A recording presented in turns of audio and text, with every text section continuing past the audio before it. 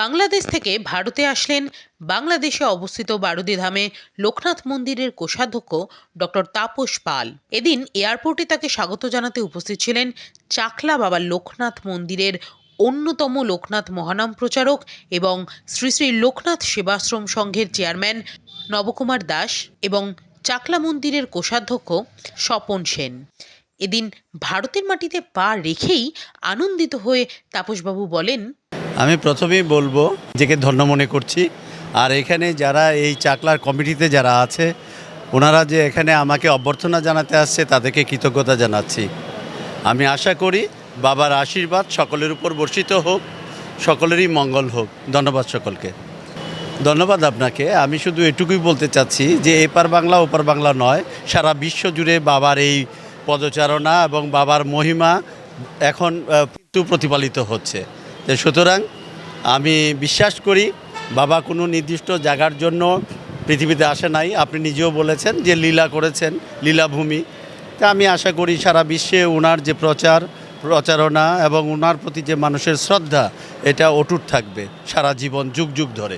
আজকে আমাদের এখানে এই মুহূর্তে উপস্থিত হয়েছেন লোকনাথ বাবার লীলাক্ষেত্র বারুদি, ঢাকা নারায়ণগঞ্জ থেকে ডক্টর তাপস পাল আর দাদা নিখিল মজুমদার।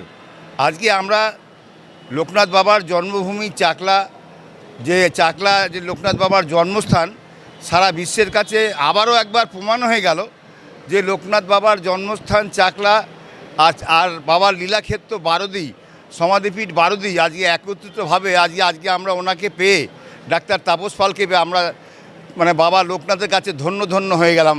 আমার সঙ্গে আছেন স্বপন সেন, আমাদের ট্রেজারার, চাকলা ধামের ট্রেজারার আর বারুদির ট্রেজারার। এই একসঙ্গে আমাদের আজকে একটা মেলবন্ধন হলো।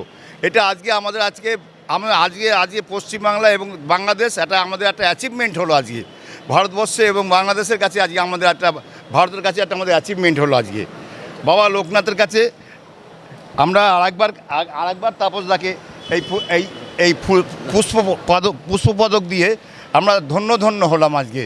আর এই নিখিলদাকে সঙ্গে নিয়ে এসছে, আমরা আরও আপনি নিখিলদা যদি কিছু বলেন।